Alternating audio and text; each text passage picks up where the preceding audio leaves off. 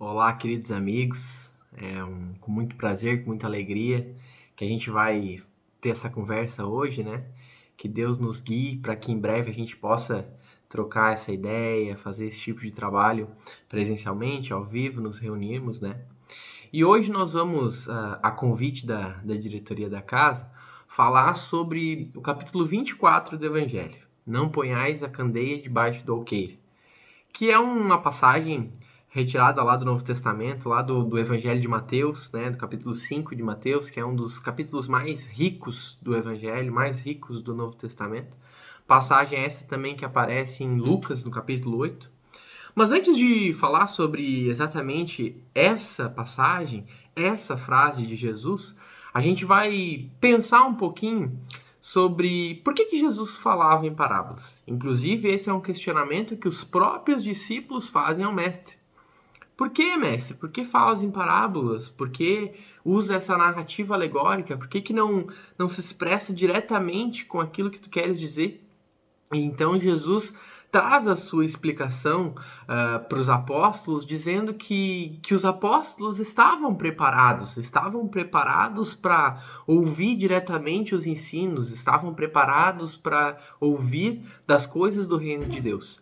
Porém, a maioria do povo daquela época não estava ainda preparado para receber o reino dos céus. Era um povo ainda muito embrutecido, né? Vamos pensar que hoje já é difícil de falar sobre o Cristo, já é difícil de falar sobre amor. Agora nos coloquemos há 2000 anos atrás. Pensemos o quão bruto, o quão rígido, assim, né? Para usar uma expressão gaúcha, né? Chucro, né? Era esse povo de 2000 anos atrás que vivia lá na região de Jesus. Então Jesus se fazia valer de narrativas alegóricas, de mensagens, de parábolas que contavam, narravam uma história, usavam um exemplo do dia a dia, cotidiano, para se fazer entender, para passar a mensagem do reino dos céus, como era a expressão que o próprio Jesus usava. Mas antes de entender exatamente por que Jesus fazia isso, vamos pensar um pouquinho quem é Jesus, né? Quem é esse ser? Porque a gente sabe que Jesus é o nosso guia e modelo, né? A gente fala bastante sobre isso. Porém, quando a gente usa essa expressão guia e modelo, o que nos vem à nossa cabeça no primeiro momento é a questão da evolução moral de Jesus, da perfeição moral de Jesus, não é mesmo? E aí, às vezes, a gente deixa um pouco de lado o fato de que um Cristo é um ser totalmente perfeito. Então, além de perfeito moralmente, Jesus também é perfeito intelectualmente, né? Então a gente precisa abordar esse aspecto da inteligência de Jesus, né? Dessa capacidade de perceber e a capacidade de pensar que extrapola qualquer capacidade que a gente tenha de imaginar isso, né? A gente sabe que de todos os espíritos perfeitos, alguns são eleitos cristos, né? E eles recebem missões diretamente de Deus para realizar. No nosso caso, né, no caso do nosso Cristo, Jesus, ele recebeu uma missão até um pouco difícil, que é cuidar da gente, né? A gente dá trabalho de montão. Mas ele encara, né? Inclusive no livro A Caminho da Luz, lá na introdução, Emmanuel vai usar assim, uma frase muito bonita, né? Para dizer que Deus, né, o Pai, desloca um pedaço do céu e entrega a Jesus, para que a partir dali ele pudesse formar o nosso planeta na sua mais perfeita singularidade. Então, vamos imaginar aí que são 6, 7, 8 bilhões de anos, né? Todo esse tempo lá atrás, lá no princípio do nosso planeta, Jesus já era um Cristo. Jesus já era perfeito. Ou seja, né, eu não sei onde vocês estavam, onde eu estava, mas eu tenho certeza que há 7 bilhões de anos atrás, nenhum de nós era nem perto de ser perfeito. Jesus já era um Cristo, né? Então, um ser que recebe a missão de criar um planeta, então Jesus está aqui conosco todo esse tempo, né? Então Jesus está nesse mega projeto que é o planeta Terra há um tempão e participando desde o início, tomando todas as decisões. Imagina o quão complexa é a vida, né? O quão dinâmicas são as partículas que compõem o nosso corpo, compõem as estrelas e tudo isso. Jesus domina essa ciência.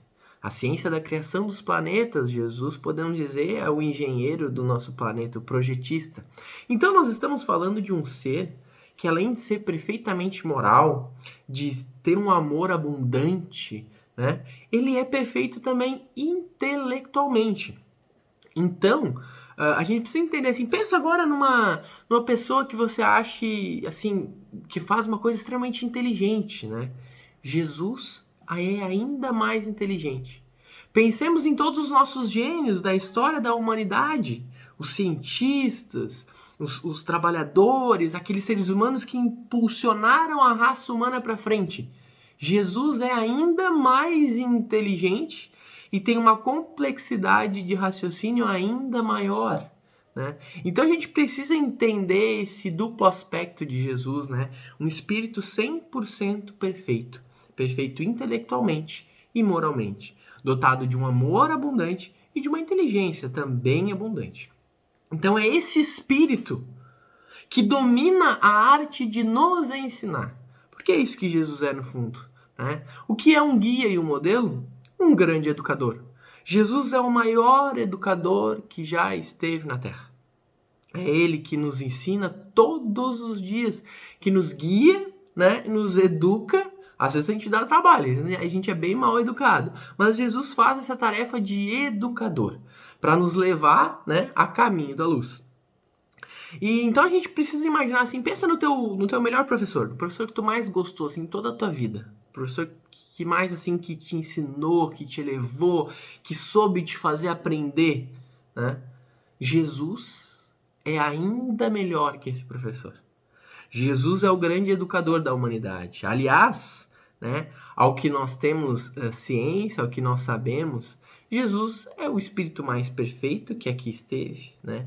Jesus é o ser melhor, mais depurado, mais completo que a gente tem notícia. Aliás, pelo que a gente sabe, é o único ser perfeito que esteve aqui entre nós, né, pisando no mesmo chão que a gente.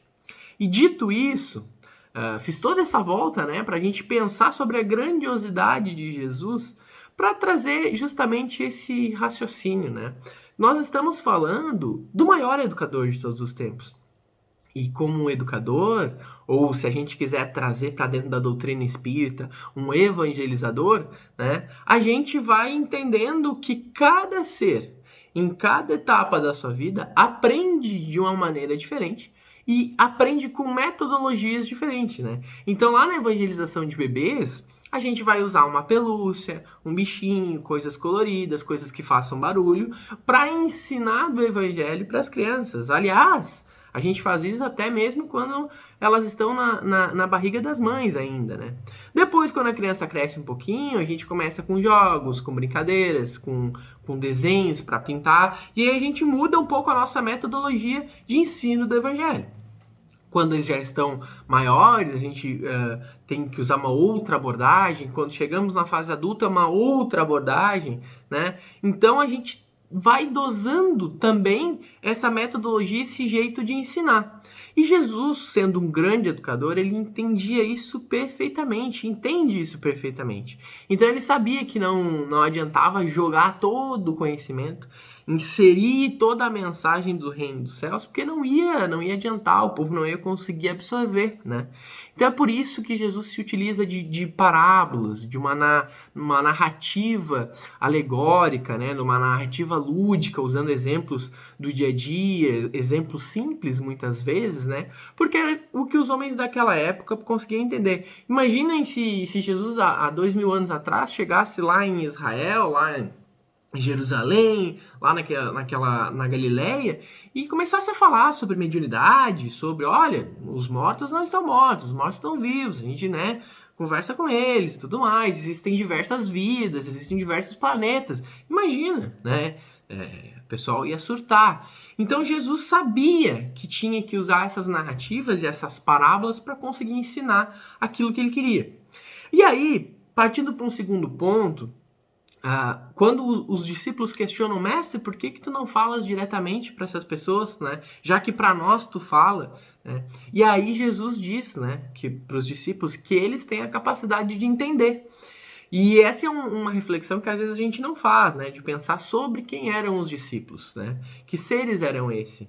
Porque Jesus, dotado de uma extrema intelectualidade, extrema razão, não ia chegar aqui e escolher na hora os seus discípulos, né? Os seus apóstolos, aqueles que estariam mais perto dele e ajudariam na missão. Com certeza, o projeto da encarnação de Jesus, né, ele é um mega projeto que foi pensado há muito tempo. Então, os apóstolos já estavam, todos eles na espiritualidade, trabalhando para aquele momento. Não são espíritos simples, né? Simples espíritos aleatoriamente escolhidos, não. São espíritos preparados, treinados para aquele momento. E espíritos que naquele momento, há 2000 anos atrás, já estavam num nível de compreensão, já estavam com o seu coração, né, convertido ao cristianismo, convertido ao amor de Jesus, convertido a esses ensinamentos. Então a gente precisa olhar os discípulos como espíritos, vamos dizer assim, top, né, iluminados, né, bem desenvolvidos. E todo esse processo da encarnação em Jesus, ele é o maior momento da história da humanidade, é o maior ápice da humanidade. Imagina, é o engenheiro do mundo, é o Cristo do mundo, é o nosso Messias que está encarnando aqui, né? Então não é uma coisa simples, assim, pelo que a gente tem notícia, é o único espírito puro que encarnou aqui, né? Isso o espiritismo nos ensina, né? Então é um mega evento, vamos chamar assim, né? Talvez o maior evento depois da criação do planeta. Então, com certeza, isso é um projeto extremamente elaborado, complexo, para que uma coisa dessa magnitude possa acontecer. Então, também os apóstolos, também os discípulos mais próximos, eram espíritos do mais alto grau que estavam ali cumprindo a missão de auxiliar o Cristo. Partindo desse ponto, Jesus sabia, né, que usava uma metodologia com os apóstolos e discípulos que eles iriam conseguir entender, e para o povo como um todo, para as outras pessoas que não estavam tão envolvidas e tão preparadas para receber o cristianismo, ele usava uma narrativa mais alegórica, usava parábolas. E para o tema de hoje, essa que está lá no final do Sermão do Monte, né? Não ponhais a candeia sobre o alqueire. Ou seja, né, a luz ela tem que ser colocada num lugar alto, num lugar de destaque, para que ela possa iluminar todo o ambiente, que ela possa não se esconder. Então a gente não coloca nada sobre a luz, né? Não coloca ela dentro do armário, não coloca ela debaixo da cama, a gente coloca ela, tanto é que agora que temos energia elétrica, a gente coloca as lâmpadas no teto, né, para que elas possam iluminar todo o ambiente. Essa é a forma mais racional de se fazer. Então Jesus, através disso, ele quer falar sobre conhecimento com as pessoas da época. Ele quer dizer que a luz ela precisa ser espalhada. E essa luz ela tem um duplo sentido, né? Ela é essa luz do conhecimento, essa luz da razão, da informação, e ela também é a luz da moralidade, dessa veia cristã que precisava aflorar, que precisava nutrir aquele ambiente da época. Então era preciso colocar aquela luz em destaque. Porém, mais para frente, ali no capítulo 24 do Evangelho, onde temos esse item, há um subitem que diz: não vades aos gentios. Mas ora, que orientação era essa? Se Jesus queria que a luz fosse colocada em destaque, por que ele diz aos discípulos, aos apóstolos, olha, não vão aos gentios, né? Quem eram os gentios? Os gentios eram os povos pagãos da época, né? Que não estavam nem um pouco preparados. E Jesus dá uma orientação aos apóstolos, né?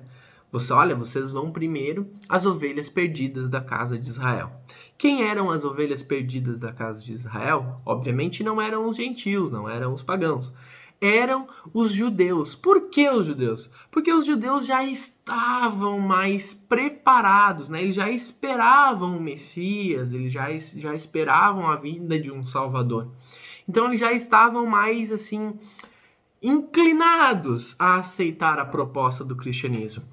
não seria um trabalho a ser começado do zero, né? Nós teríamos que começar praticamente do zero com os povos pagãos, porque eles nem acreditar em Deus, numa força maior, não acreditavam. Então seria um trabalho ainda mais árduo. Já com as ovelhas perdidas da casa de Israel, os judeus, seria mais fácil implantar a semente do cristianismo, uma vez que eles já estavam com o coração mais inclinados a Deus, mais inclinados à vinda do Salvador. Então é isso que Jesus faz com maestria e até redundante dizer que ele faz com perfeição, não é mesmo? Mas ele sabe que cada coisa tem o seu lugar. Cada coisa tem o seu tempo. Cada ensino tem o seu método, o seu jeitinho peculiar de ser passado para cada indivíduo, para cada povo em uma determinada época. Tanto é que um pouco após a vinda de Jesus, nós temos a grande atuação, a grande tarefa de Paulo de Tarso, que era conhecido como o apóstolo dos gentios. Então, quando Jesus diz aos discípulos, não vá aos gentios, vá às ovelhas perdidas da casa de Israel, é porque ele já sabia que a missão dos discípulos era essa, pregar aos judeus, pregar para aquele povo que já estava preparado. Porque ali na frente, ele já estava preparando um outro cara, um outro apóstolo, que ia cumprir essa função de falar aos pagãos, de falar aos gentios, né? Então, a gente começa a estudar o Evangelho, e eu sou um apaixonado pelo Evangelho, assim, de uma maneira realmente que eu não consigo nem explicar, né? Eu lembro que quando eu era um pouco mais novo, na minha adolescência, assim, na evangelização, eu gostava muito dos temas mais científicos, da doutrina, né? E aí a gente vai começando a fazer outras tarefas na casa espírita, e quando eu comecei a fazer palestras, o pessoal me dava muito tema do evangelho, só tema do evangelho praticamente. E eu fui estudando o Evangelho e fui me apaixonando por essa mensagem, porque a gente começa a ver ali uma complexidade e uma beleza, uma nobreza em tudo que Jesus faz. Tudo tem seu tempo, tudo tem seu método e tudo está exatamente onde deveria estar. Né? O pessoal aqui da minha casa espírita até brinca que eu repito bastante essa frase. Tudo está onde deveria estar. Mas é exatamente isso que a gente precisa entender, meus amigos. Jesus está no controle. Jesus sabe exatamente o que ele precisa fazer em nossas vidas para nos educar. Ele é o maior educador de todos os tempos, é ele que nos ensina cada coisinha. E quando ele nos diz, né, não ponhais a candeia sobre o alqueire, coloque a luz para que possa iluminar o ambiente, ele está falando sobre o cristianismo, ele está falando sobre essa mensagem. E no nosso caso, ele está falando sobre o espiritismo. Nós precisamos colocar o espiritismo no alto, mas não no alto do sentido da nossa sociedade, no alto dos nossos corações, para que ele possa iluminar o ambiente e assim iluminar todos aqueles que estão à nossa volta. E como é que a gente faz isso? Aí a gente precisa fazer um exercício que é um pouco mais difícil. Nós que dizemos, eu sou cristão, a gente precisa ser cristão. A gente precisa ser um pouco mais cristão. E sim, o mundo ele está envolto em tempestades. E não seria diferente, dado a circunstância em que nosso planeta vive, convive, se desenvolve. As tempestades são muitas. E num momento tão conturbado, com tantos fatores que nos estressam, que nos tiram fora do lugar, a gente precisa colidir com as ideias do mundo. E a gente precisa ser o oposto delas. Mas não um oposto que luta, que briga, que usa muitas vezes de uma violência, de agressão. Não, não, não. A gente precisa ser cristão. A gente precisa espalhar o amor. A gente precisa ser a paz onde há ofensa. A gente precisa ser tranquilidade onde há o caos. A gente precisa ser cuidado onde há o descaso. A gente precisa ser seguidor de Jesus. A gente precisa olhar para o Mestre e perguntar todos os dias quando a gente levanta da cama: o que Jesus quer me ensinar hoje? O que esse grande educador, através das parábolas da vida, através das circunstâncias da vida, dos pequenos momentos da vida, o que Jesus quer me ensinar hoje? E eu tenho certeza que o que ele quer nos ensinar todos os dias é o amor e a sermos um pouquinho melhor. que possamos ficar com essa mensagem, que possamos tentar cada dia mais ser essa luz que é colocada no ambiente para iluminar, e possamos ajudar uns aos outros, iluminando uns aos outros. Eu te ajudo com um pouquinho de luz que eu já tenho, tu me ajuda com um pouquinho de luz que tu já tem, e a gente vai se tornando dia após dia um pouco mais cristão, sem esquecer que eu não estou no controle, tu não estás no controle. Graças a Deus, quem está no controle e tudo está onde deveria estar é Jesus, nosso guia e modelo, o maior educador de todos os tempos, aquele que conhece e sabe o que a gente precisa. Vamos nos entregar a esse pensamento e que permaneçamos todos em paz e que logo possamos nos encontrar. Um grande abraço.